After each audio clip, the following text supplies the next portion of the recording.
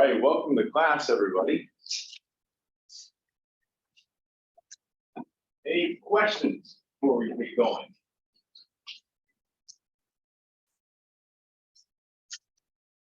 Okay, when did we go to the moon?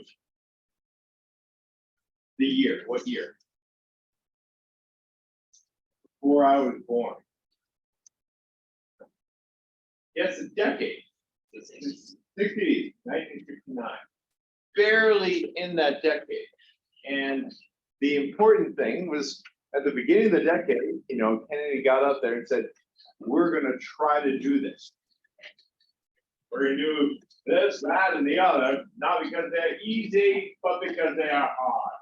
Because they will serve to focus the best of our energies and skills.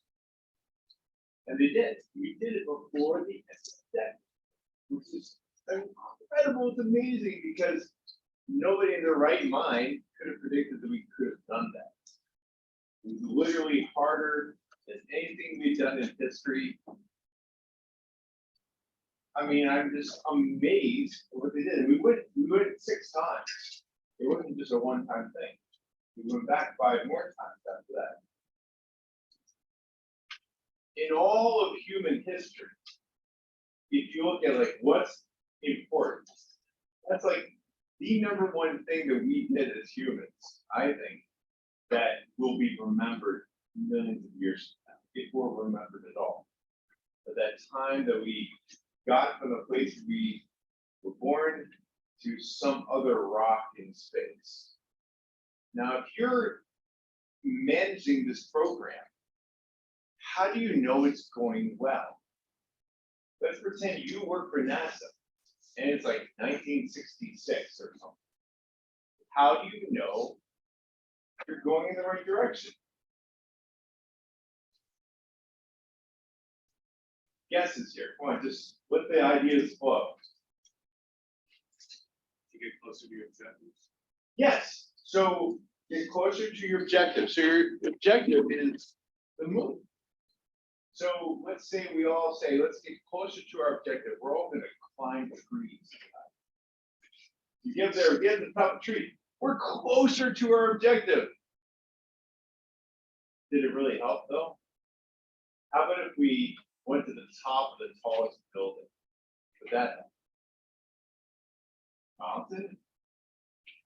How about we got, a hot air balloon? It got up the highest that a hot air balloon could ever go. Would that help us get to the moon? I can hear you. In some ways, you could argue yes. You can figure out okay, here's there. Yes. Okay. All of these are heuristics for knowing how close you are to the solution, right? I guess you'd have like theoretical math of what you need to achieve it, like thrust, get out of the atmosphere, test it in the chamber or something. Yeah. So We had centuries of theory that we were building upon. And those theories actually led us to understand that climbing trees is not going to help. Balloons are not going to get us to the moon. We need some other heuristic. And the heuristic was couched in all of that theory, all of this mathematical and space theory, geophysics. Isaac Newton's math was pretty much good enough to get us to the moon. We didn't need relativistic math. Now we use relativistic math for everything now. Like for GPS would be off by a few meters more every day if we didn't use relativity. So it's important, but we didn't need it to get into the moon. Heuristics can lie as you really understand the theory. That's the point I'm trying to make with the moon. Okay. Now you have a new homework assignment due tonight. Well, one due tonight, but a new one starting today. And it's going to be regarding something we're going to call blocks world. Blocks world are just blocks. They each have a number associated with them. We'll get into it in a minute. And this homework assignment can be very easy. Just to get used to Block's World, you're gonna make Block's World where things happen randomly. We'll get into that more. Now, as you turn in your assignment tonight, and as you start to do your one for next week, I want to remind you all of the integrity policy on the syllabus. If you copy fewer than 10 lines from somewhere, yeah, no need to cite it, but really, you should. Okay, I have a question. Yes. What if you're That's no big deal. Yeah. If you copy from someone else, from some other program, it's just a few lines, it's no big deal, but please try to change it somewhat and make it yours. Now, if you copy more than 10, you have to cite where you got it, even if you start to change things. But if you copy like a whole section, say, comments, I started off being inspired by, this link or this Stack Overflow page or whatever. And that's what I'm asking you to do. And this includes when you borrow from other classmates. Say who you're borrowing from, and then please change it as much as you can. And if you're going to borrow from someone, don't also use the same data set as them. The goal here is to do your own work. Now, in the real world, we all borrow code snippets from everybody all the time. Stack Overflow might be the most visited website on the programmer's workday. And in the future, it'll just be things like, Copilot, which will be suggesting functions for you. Have you guys all heard of Copilot and things like that? It's basically a language model for computer languages. So you write some comment and it guesses how the function should be organized. If someone else up in the world has done exactly what you want to do, it works well. It's not going to do great for doing new things no one's done. Okay. Any questions? Yes. Something about that.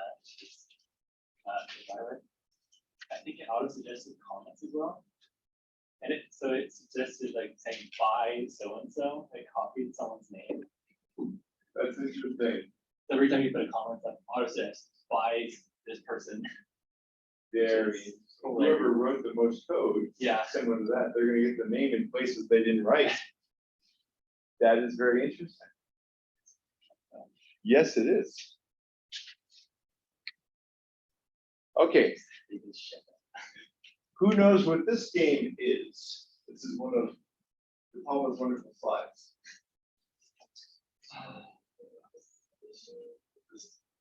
The slidey game, slider game, yes. The dark spot is the one actually without a tile. Some people call this the 8th tile problem. What are we looking at? What is this chart of? Game state, yes. Going from one little drawing to the next one, it's always just one move, right? This is the same kind of thing we looked at in last class. What kind of algorithm do you think is being used?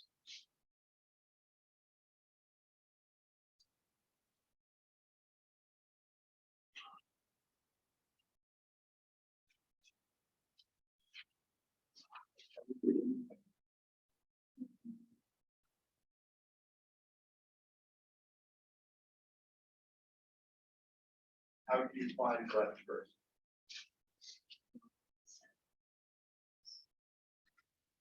From that top number one there, how many ways do they go? Is it only two? There kind of is only two, right? So let's investigate that. Goes down to number, it slides the thing to the right, that bottom left goes to the right. Then there really is only one option there. Now the other one, it goes, actually, you know what? From that first position, number one, how many options are there? Yeah, it'd be 3. So maybe this isn't good. What do you think? What do you think it could be? That's a good guess. Who thinks it might be depth first? Do we have any reason to think it might not be depth first? Where do we know?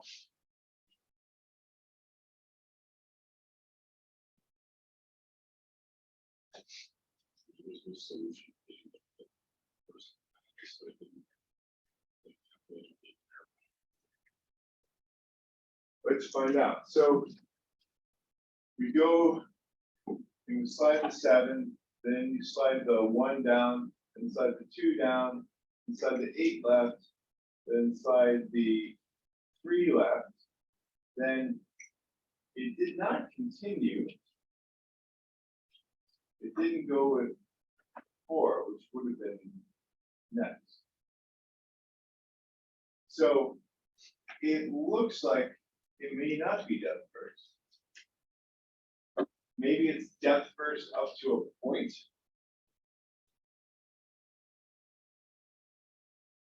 So this is all good discussion.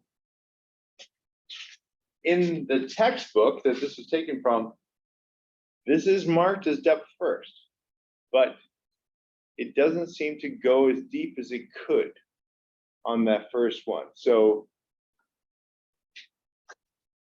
it's definitely some version of depth first without going all the way, maybe cutting it off at a certain depth.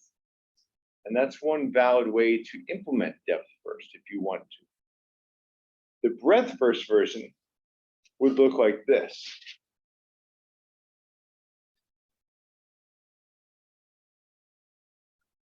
So in that first one, they are trying all 3 of those.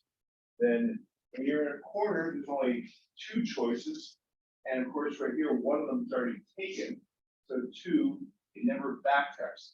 An important thing to do when you explore a game space like this, not to backtrack. Don't redo states you've already done. That's why this state 2 goes directly to state 5. State 5 would have normally had 3 possibles, but it's only going to look at 2 of them because they're not doing backtrack. And of course, you explore a bunch. The answer, or is it when they go around? That number 46, cell number 46 is the answer. And over here, I don't know if anyone, yes, they did find it, down in 31. What's not explained here is that they chose a specific depth to go to and no further. But if you did exactly these steps and chose, I'm going to go depth first, but only down to this far, you will end up finding the right answer in 31 steps. What kind of situations would make the other one better? Go ahead. For this, it's funny if you're trying to see how it's 6 from the original. You could use this. Oh yeah, because once you've explored all 31 positions, then you know a 6-move solution, right? Has anyone ever heard of the God solution to the Rubik's Cube? A God solver, they call it, would resolve any cube, would solve any Rubik's Cube in the shortest number of moves possible. Anyone want to guess what that number is? I heard it was 7. That might be me remembering this wrong, but it's way fewer than I would take. That's for sure. So yeah, that's a very good point. That once you do this, then you know there's a 6-move solution. With the breadth first too, I think we have that. So this 46 started, here, started there, 1, 2, 3, 4, 5, 6. So both of them were able to find a 6-move solution. One of them took more moves to find that. There are situations where this would have found it first. What kind of situations would those be?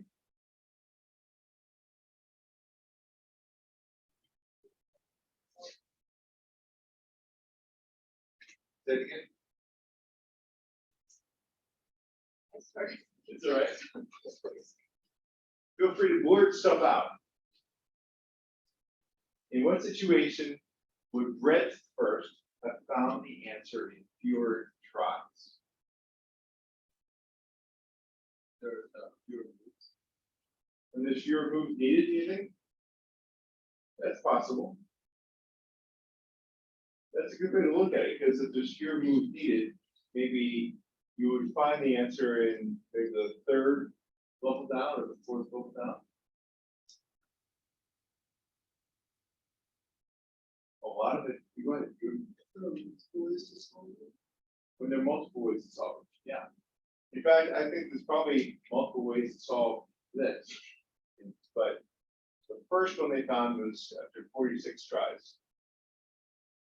Well, when I look at this, I see that there is some chance involved. Let's say that the answer happened to be on the 2nd branch, 2nd thing you try, anywhere down to the depth that we go.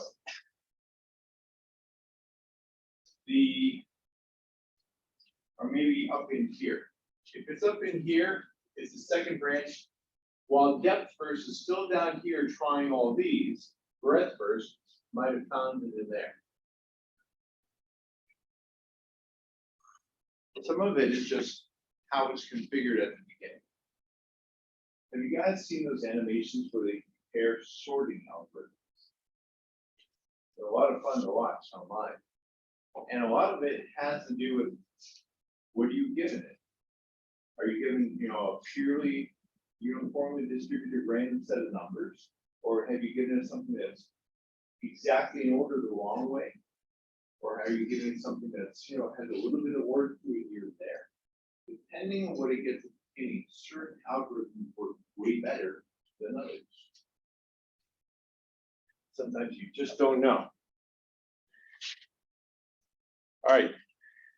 Now, blocks world. You're given 5, or in the real example, in your homework, you will use 9 blocks. And you will have them randomly distributed across 9 positions. And if they're in the same, sitting in the same position, horizontal position, they pile up on top of each other, just like blocks that a kid can play with. Now, the goal is to get them all in order, from 1 at the bottom to 9 at the top. This is just a small example. And it doesn't matter which position, as long as they're in order. You're going to write a program that's going to solve that problem. And it's a little bit like the Towers of Hanoi. You guys remember that? You basically have discs with a hole in them. You've got 3 positions you can put them on, 3 rods. You take the disc to here, use the disc, put it there or there, and each move, you've got to get them in order with the biggest one on the bottom, actually. And since there's only 3 positions, it's a little bit hard to move them back and forth. This is going to be much easier, but the hard part will be writing a program to solve it for you quickly. Because remember, just like searching for the shortest path in a room, those animations we looked at last time, how much of the room did they have to explore in order to find that shortest path? Not this week, but next week, we're going to come up with a program that will find that shortest path to the solution without, exploring all the possible, configurations of blocks work. But this week, you're just going to be making something that tries to solve it by letting them move around randomly until they randomly solve. And every move, every time you move a block, just like if you're a child playing with one block at a time, you take it from where it is, and you put it in one of the other 8 positions, with 9 total. And if there's already a block there, then the block you're moving goes on top of it. I don't know what that sound is. Outlook? Stupid outlook. So you have a simple world, a simple problem. This will be your new homework assignment starting tonight. Any questions? So we're supposed to try and solve it. You're gonna let them move around randomly Until it's until it's solved. Wait, sorry. Good job, Tony. Now you try to sort nothing, you just let them move around until they happen to find themselves 1, 2, 3, 4, 5, 6, 7, 8, 9, all the same position. It might take millions of steps, which will take a few seconds.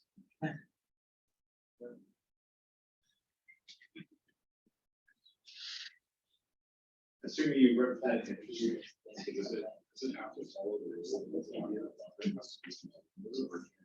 No. No, it doesn't have to follow that rule until the end. So as you're moving them around, they can be however they want. So it's just. Yeah.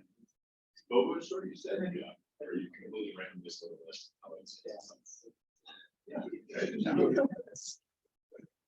Yeah.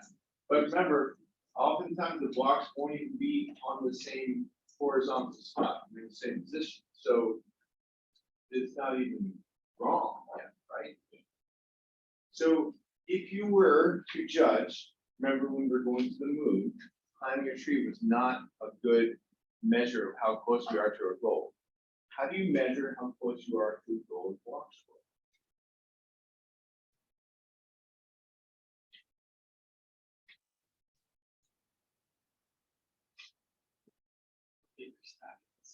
Okay, and if your stack goes 9, 8, 7, 6, 5, 4, 3, 2, 1, yeah, nice big stack, but you're somewhere, you're exactly wrong. You made moves from the end.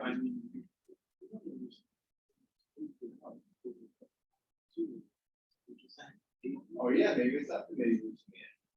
Maybe a combination of that and how it connects the bottom of your stack is like. Yeah, orderliness, that's good. We need to be able to put this into a number. And we're gonna do this together. All right. I need several volunteers. Now, we won't do 9 because we don't have enough slots. What I want to do is represent our blocks world as if this is position 1, 2, 3, 4, 5. So I need 5 volunteers, and everybody else needs to vacate this half of the room and sit over there temporarily. So 5 volunteers, come on up. Come on up. You guys can all stand up or whatever you want. Okay, whatever you want. All of you want. 3, 4, 5. Okay, we got it. We're going to start off with them being randomly distributed. So, you guys stand over here in the front for a moment. Okay, say a random number between 1 and 5. Okay, number 1, go to 3. You say random number between 1 and 5. 4. Number 2 goes to 4. 1. Okay, 3 goes to 1. Oh, 4 goes to 2. 5. Okay. Well, that's doesn't seem random. That's actually 2 evenly distributed. How close are we to our goal? give me a number. I want a number that describes how close we are to goal. Let's make positive numbers bad and going down to zero good. We want to think about it in terms of, that's how some people define these things they use in programs, sometimes called the energy functions, to try to go to the lowest energy. Just one way to do it. It's not right or wrong, just how it's done oftentimes. So you could think of the number of errors as this thing, this energy function. So give me a number that tells me how wrong we are. 6. How do you compute it? So each movement from one to another. Because you already know the algorithm in your head, but you already know the steps. So those steps have not yet been discovered. We have to be able to compute this number from simple things you can see right here. So you could just subtract like on 3, so subtract 3 or 1 from 3, find the difference between the number at the place it's supposed to be in, and then add up the differences for every. Okay, so your place you're supposed to be in is here. So I have a cost of 2 right now. Okay, cost, that's a good way to think of it. Okay, so you have a cost of 2, you have a cost of 1. Is that right? Yeah. He has a cost of 1, he has a cost of 2. 1, 2, 1, 2. Well, are we saying that since 1 is already there, we're just gonna pile up on top of 1? Okay, yeah, Because we have to get 1, 2, 3, 4, 5. sure. So we just equate distance between all of us, technically. That's kind of what you're saying, right? Yeah. Yeah, so let's write this down and see if this works. So heuristic, our first heuristic 1 is the sum of distances, right?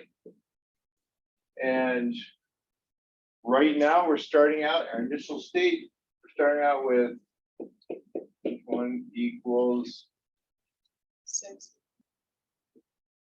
4 plus 2, 6. Okay, now let's do something that we know will help us solve the problem.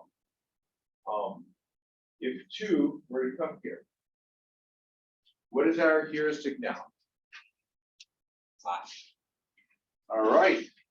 So our heuristic moved to 5. That's good. Now let's do something we know is wrong. Have the 5 move over the 2. Okay, what does our heuristic say now? Does it? I think just- Well, This is, the distance, all these guys, their distance from the position where 1 is, their distance is 0. His distance is 1, your distance is 2. So the heuristic says 3. Which will also take into account of how many are ordered between. We didn't do that, we could. So let's make a more complicated heuristic. How do you want to define the heuristic? Distance between the The distance between you and the next lowest number. Okay. The sum of distance to next lowest. Okay, so for 1, we don't worry about you because you are in the definition where we start. For you, the distance to the next lowest number is 0. For you, the distance to the next lowest number is 1. For you, it's a 1, and for you, it's a 2. So for H2, we start off at 4, right? Now, we know that we're going to have to move the 5 eventually to get this solved, right? So let's move the 5 out of the way. Okay. What is our H2 heuristic now? Now that we know we've made progress, what does our heuristic say? Uh-oh. Our heuristic said we went the wrong way. So would you do like a heuristic that measures the size of the stack and its order or not? That's good. Okay, so the size of the stack over the one, first of all, there's got to be some punishment for it being out of order. What if one starts off on top of something else? Could we add the distance out of order it is from like in the stack? Okay, let's do it. 1 and 2 switch places. When you say the distance out of order, They would each be one right now. it'd be 1 right now. Okay, so our H3, we're gonna call it, our third heuristic, is going to start off with distance out of order. In addition to distance. Okay, so it's the stuff from H2 Mhm. plus, Distance out of order of the items that are on the stack. okay, so it's easy to compute right now. So it's a 1 right now. Right? Or you could say two, if it's one, if you punish Good both of call. them Okay. for being out of order, then Just size of the stack. Okay, actually, definition H2 plus we'll call out of order cost.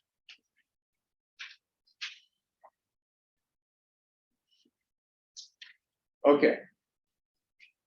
So the out of order cost for these guys right now is 2. And we already computed the other part, which is 5.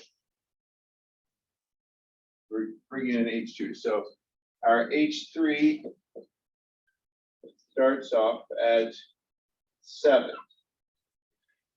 Now, you guys go back in order. And we can bring it down to a 5, right? That's good. Now, the next best move would be to move 3 there, but let's say we don't know that. Let's move the 4 there. Now we got 1, 2, 4.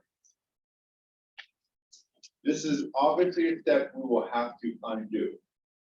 Absolutely going the wrong direction. We as humans know that.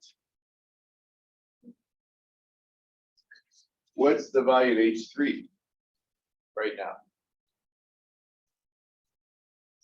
6 at least. 2 plus 1.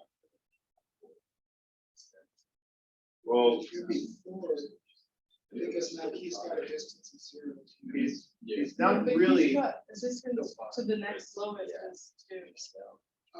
okay, he's got a distance of 2. You, so distance of 2. And he has a distance of 1. That's a good one. That's 5 for that part. 6 for being out of or 7. But he's, problem is, he's actually, he is not above anything higher than it. So he's not out of order. That's the challenge. Can you get punished for being, like, your neighbors being wrong? You have to define wrong clearly. So right here, there is no, this is the best order for 1, 2, and 4.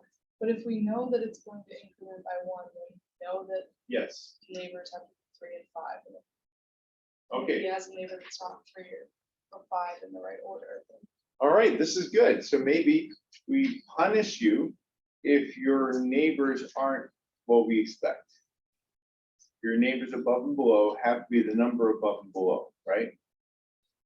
So that would mean that move we just did, there is the 5 part, but we're adding in a cost of not being next to your neighbors.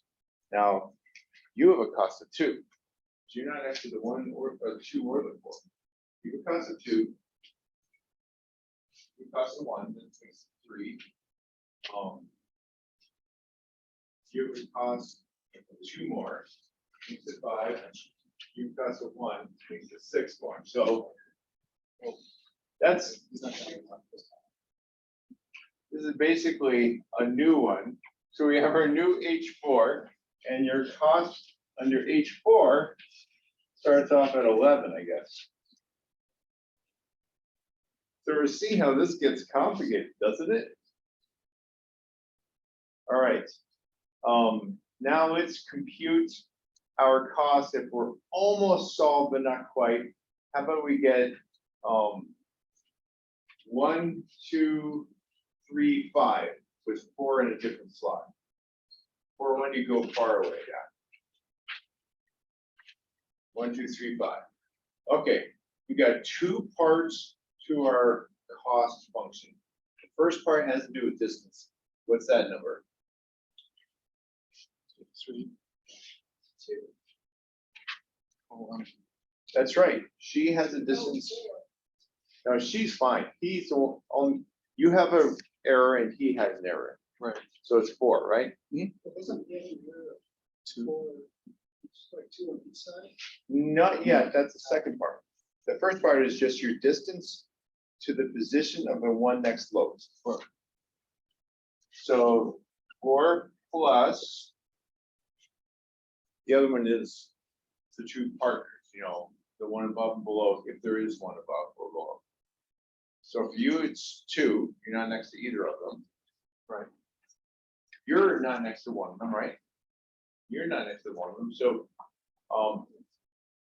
If we're counting one, then it should be plus. If he gets plus 2, we're not. no, because there is no 6 in this little world. Oh, okay. Okay, so 4, is it? Mhm. 4 more? So 4, okay. Now, move 1 step closer. Okay, now,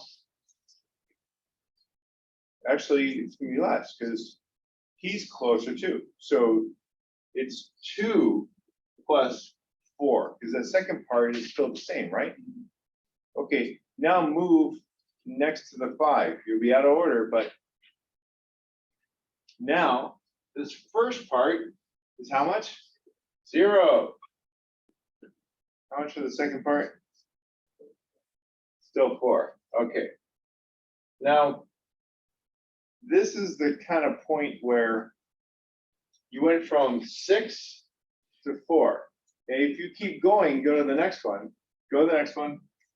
What happens? We're back up at 6. So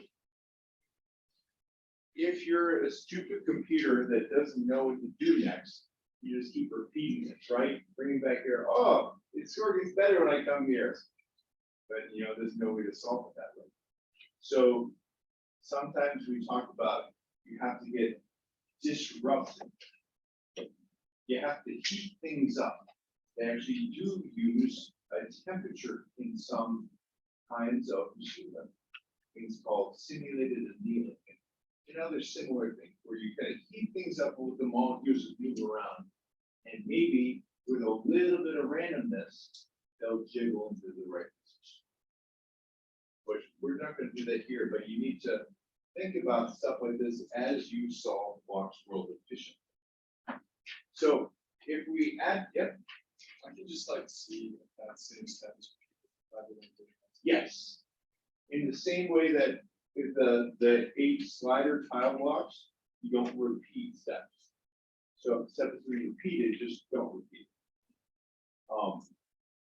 So we got to try something new, which means maybe we just come up with another part of our algorithm that when we're stuck, we move some blocks. So maybe move the 5, move somewhere random. Right? Yeah, sure. Okay. What's our new distance cost? A lot. Yeah.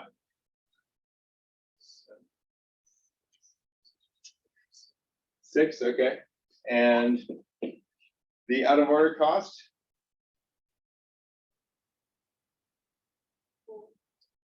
All right. 4, 1, you move into the same one as the rest of them. Okay, what's our distance cost now? 2.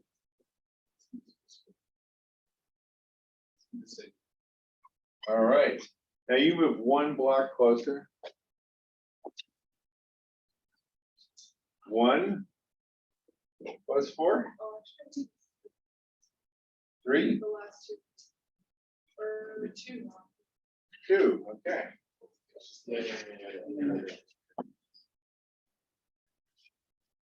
All right, then let's see what heuristic we get when you solve it. Okay, distance is 0. 0, all right, everyone give them a wad. Thank you, everybody. You can all go back to your seats.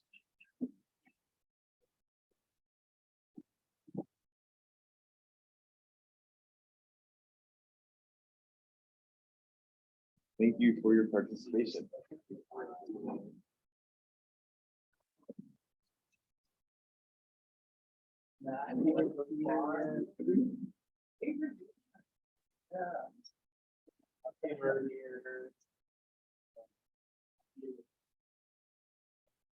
Okay, one of the heuristics that the Palmer would bring up is for each block that is resting where it should, which whatever that means, it's a little bit vague. Hopefully that means in order on top of, like, if you have a 1 at the bottom, 2, 3, 4, everything else is where it should. Subtract 1. For each block that is not resting where it should, add 1. But the devil's in the details behind this. So this is what you allow to happen in this block. So like move the block with the worst score. Ooh, that's a good strategy. Move the block with the worst score. Instead of maintaining 1 score for everybody, all the blocks for the whole thing have the score per block. I really like that. I actually hadn't thought of that, and I hadn't heard from my last year's class. Good idea. This is another beautiful slide that shows how some people represent, you know, their block world and how to do things. I actually think the easiest way for you guys to represent things is an array, but I do want to see something visually.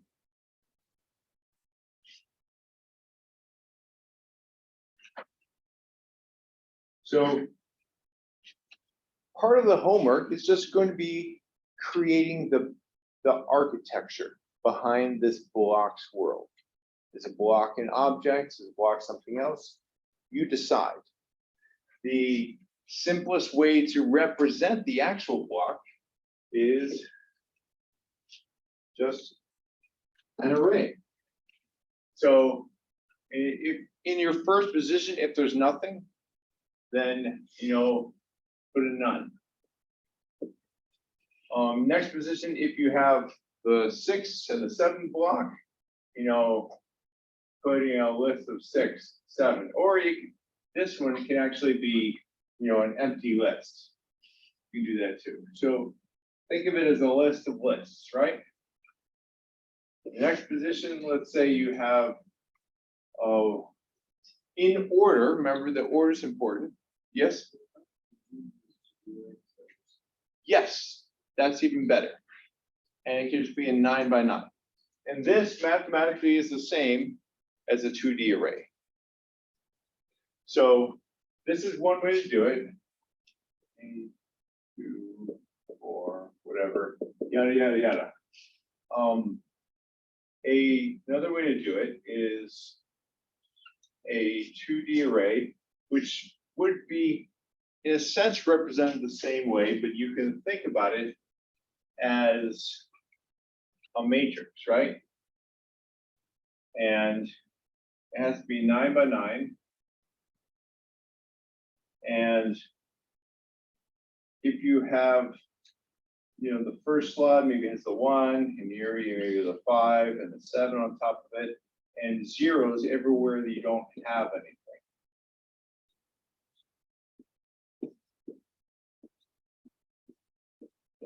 Make sense? Now, these are ways to represent it in memory. You can also have the blocks be an object and give them an address, or have the positions be an object and have them have whatever blocks are in it and what's the next block over. There's a lot of ways to do this. You guys get creative and do what you want, but what I want to see is visually represent what's going on. So that what that would look like would be, I mean, if you want to get all fancy and have actual blocks, that's fine, but I don't mind if it's just like a printout and you have, you know, underscores and then the number 1, number 3 above that, 5, 7, 2, 4, nothing, nothing, and then 8 here, that kind of thing. Or last year, some people would print it to a file and then print it sideways. So you would have like some separator and you would have, you know, 1, 2, 4, 5, 2, 3, 3, 8, whatever. I want to be able to see what's going on. And as you create blocks world, and then you let it randomly go until by just random chance comes up with the solution. And it doesn't matter if the solution is in the first position, the middle, the end, as long as it's a solution. But I want to see it get there. It doesn't have to be after every move, maybe after every 10 moves, every 100 moves, you decide. I mean, if it's doing 1,000,000 to get to the answer, which hopefully it won't, but if it needs that many, just show maybe, let me see like 100 of the moves total. Or maybe the last few, the first few, that kind of thing. Everyone get the idea? All right. Informedness is a concept that we discussed last time. It's important if you're going to do something like A-star. Now remember, not this week, the next week. It's important to have a heuristic that doesn't overestimate. But even among 2 admissible heuristics, which that means admissible, not overestimating, some are better than others. What is more important if it is always higher or equal. So we never want to overestimate, but the closer we can get to that line, the more informed your heuristic is. And if you have a better heuristic, then you might not make mistakes like we saw earlier right here, where it seemed like the best move was just to bring the 4 here. Or here, you felt like you had to come back to here. But both of those were wrong. A more informed heuristic was the very last heuristic that you guys came up with. Great job on that last heuristic. That was good. And since we all came up with that here in class, feel free to all use it or come up with something better. Okay, let's talk about a much more difficult game to play. You won't have to do this in a homework. I had to do this years ago, but you won't have to, but just to give you an idea of the real world applicability of the kind of stuff you're learning. What is a set of axioms?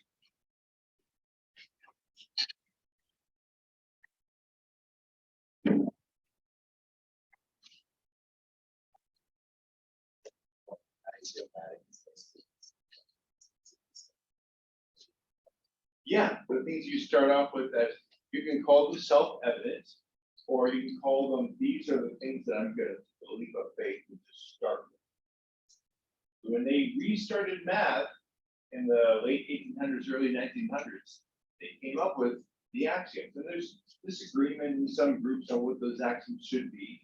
One of them, when they started number theory again, was there is a 0, and there is a successor function.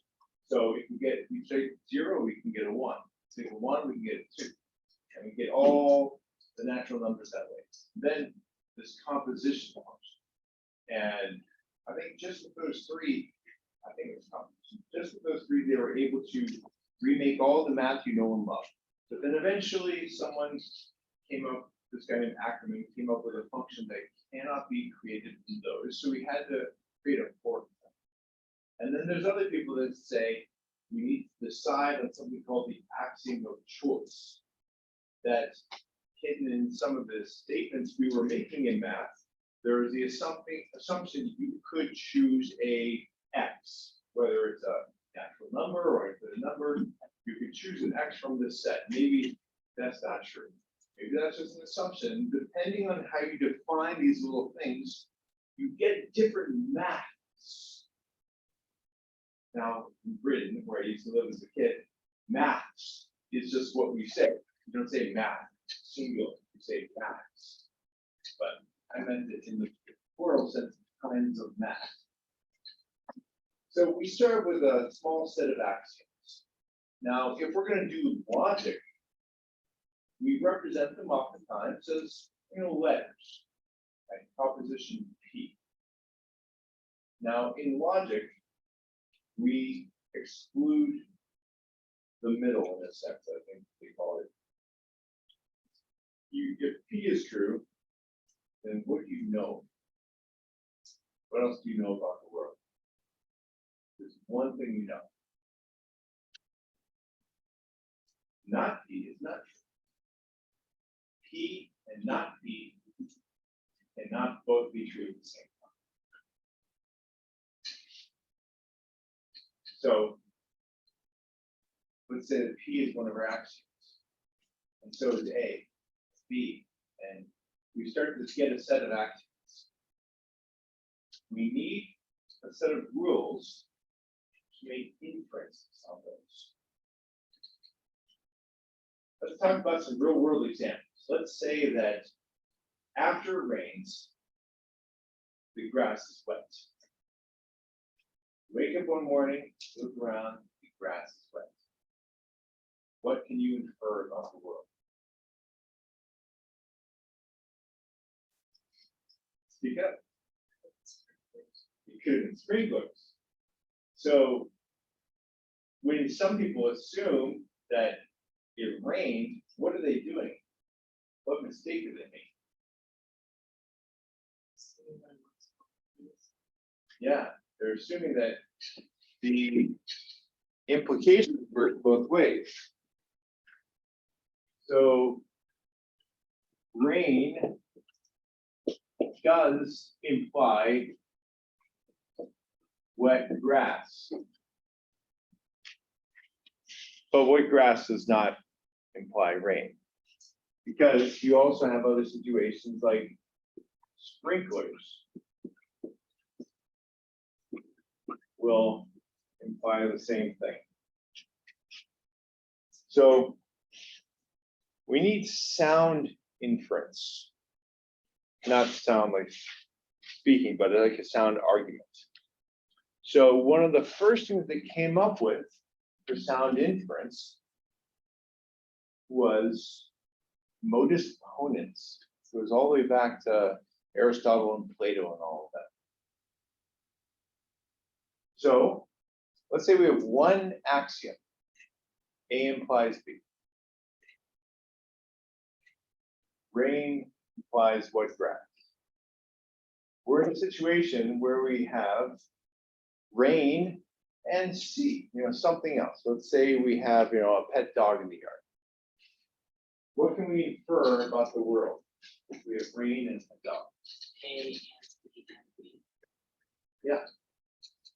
We can infer this new thing, B. So we had A and C in our situation, in our world. If those were true, then we now know C. Is it possible that B. C would imply not B? And then Well, so if we had another axiom that's a very good, so let's talk about this. So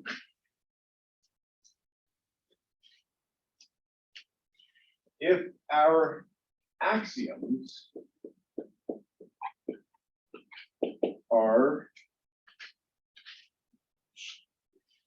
A implies B and C implies not B. If A and C are true, then we have a contradiction, right? What that means is that this set of axioms is inconsistent. It leads to contradictions. So this should not be the set of axioms you start with. And one of the biggest struggles in mathematics was devising the smallest possible set of axioms such that they never lead to contradictions. Love that question. Very good. Okay. The other side that they also knew about ancient Greece is modus tollens. Same axiom. Our situation is C and not B. What can we infer? Not A. That's right. A implies B. So if it's not B, there must not have been an A to make the B happen. Make sense? So there's one more piece of sound inference in this first order logic that people found very useful, but it was not discovered by the ancient Greek. I heard it wasn't discovered till the 60s.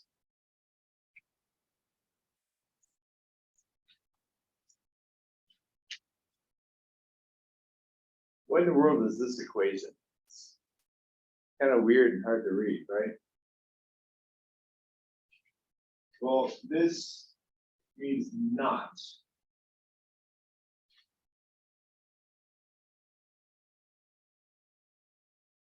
So this actually means entails. So the things above entail thing in the bottom, which means it's the conclusion you can draw from it using sound inference. So above we've got Q, and we have not Q for second.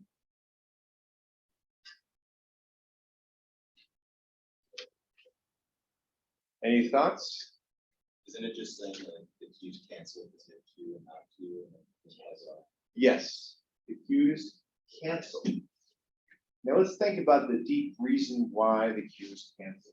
What we're actually saying is P or Q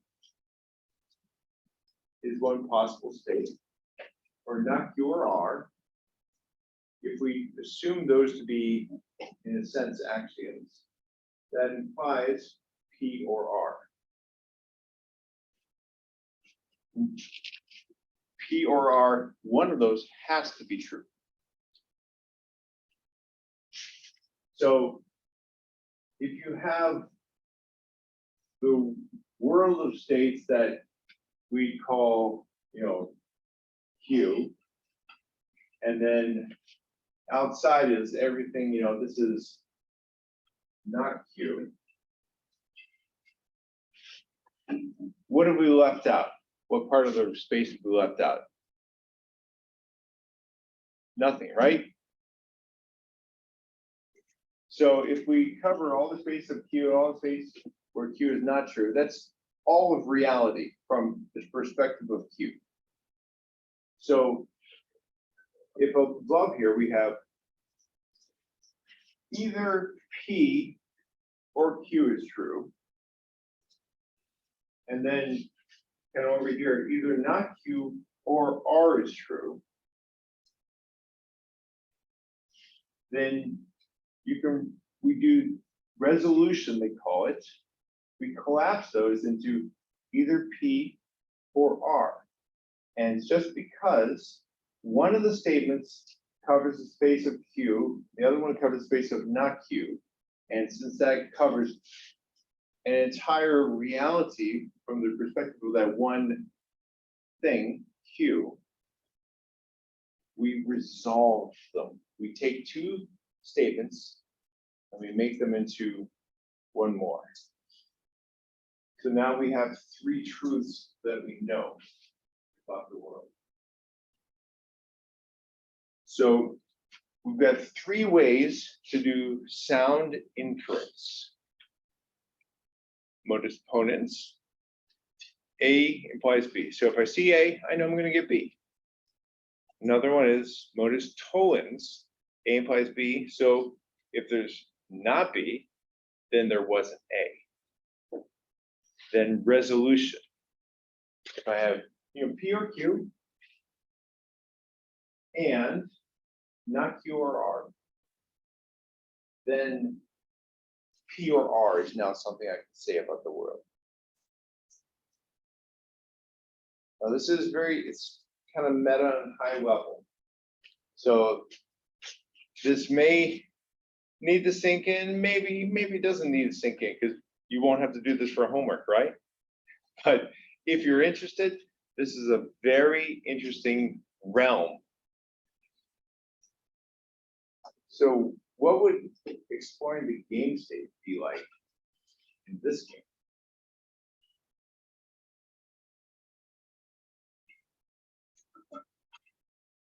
How would you represent your game state? And what would your goal be? The goal is like simplification of the equation based upon the axioms. So like this is what rules would apply to whatever those things are. In this case, and then all you can do is say Yeah. Well, let's say your goal is to prove a theorem.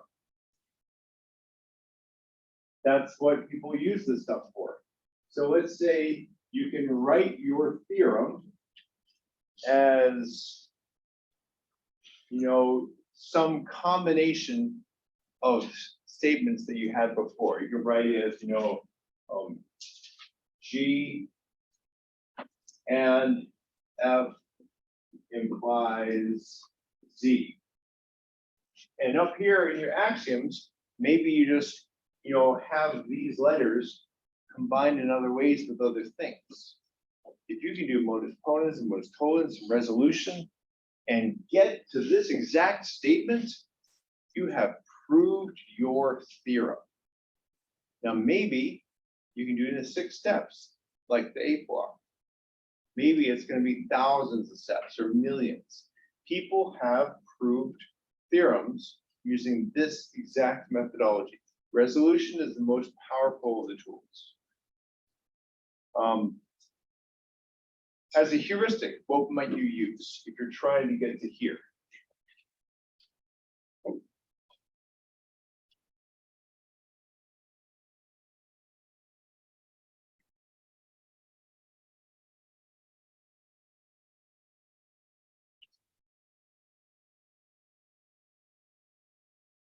Well, it just kind of reminds you of like what we just did, in the sense we like talked about the position of each variable and operations.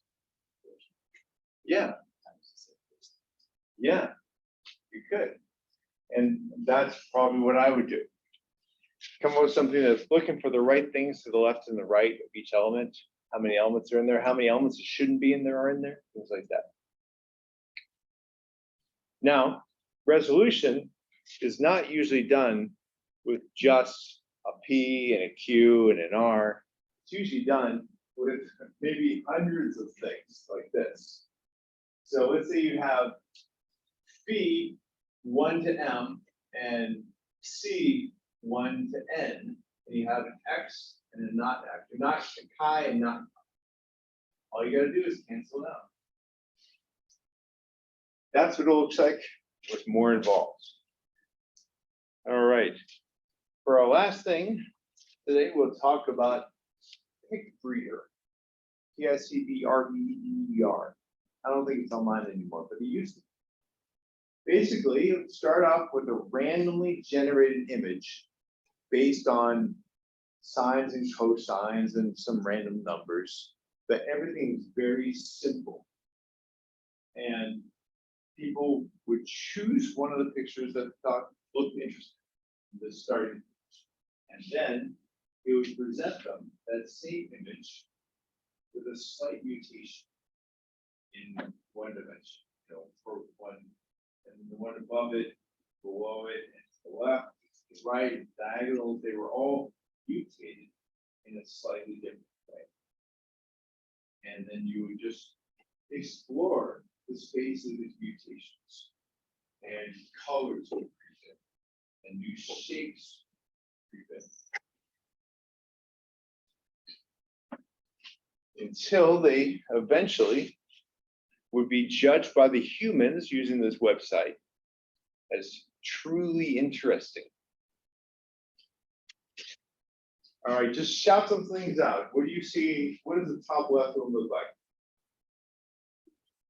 Beach. Next one to the right. Next one. Some angry snake face, maybe. How about that one? Like a bug eyes. Yeah. Another bug. Obviously, butterfly. I don't know what this one looks like. A weird ashy fish. Yeah. Here we got. Yeah, squid. Yeah. Here, some other bug maybe. Monster. Shout things out. What does it make you think of? All right. A fish maybe. A pig. Oh, look, that's Jupiter, right? There, yeah. Some weird dude with a hat. Definitely a beetle. Look at that, it's so much of a beetle. These were all found just by plain computer. Thousands of people online with the career and just randomly chose them until they got them. If you were trying for that butterfly, what heuristic could you have chosen?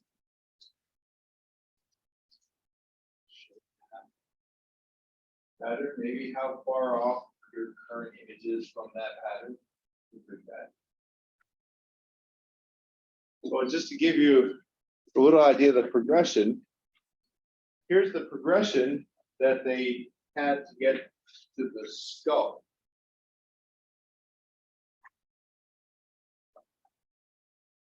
So this is the book written by the guy who did the experiment. And the progression is not what you would expect.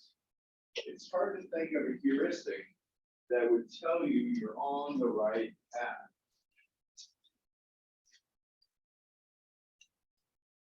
So is that a deal breaker? If there's no real heuristic that tells you it's the right path, think there's another path to get there. What do you guys think?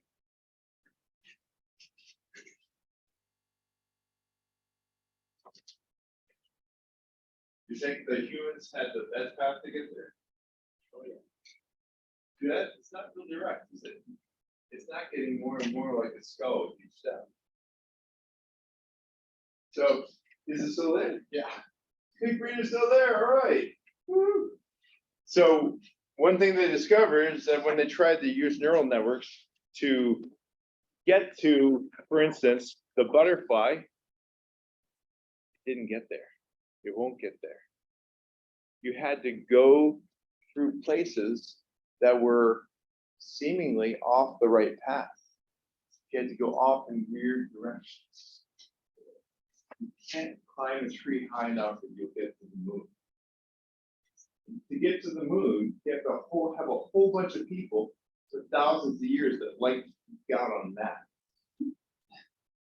Without that, we wouldn't have gone to the moon. Think about that. And back in the time of the ancient Greeks, that meant drawing in the sand, you know? When the Romans attacked, I don't know if it was Athens where Archimedes was, but it might have been. When the Romans attacked, they were given explicit orders, do not hurt Archimedes. We need this guy. And the Roman soldier came and tried to arrest him. And he was so upset and angry with the soldier, he said, don't touch me. He was obsessed with his map. He was drawing circles on the sand. And supposedly the last thing he said before the guy just got so frustrated with him, ran him through with a sword, he was saying, don't mess with my circles. His last words. But you need people like that for thousands of years who just love to do something because it's interesting and fun. And oh yeah, eventually we get to go to the moon. Sometimes there is no heuristic. All right, that's class. Thank you, guys.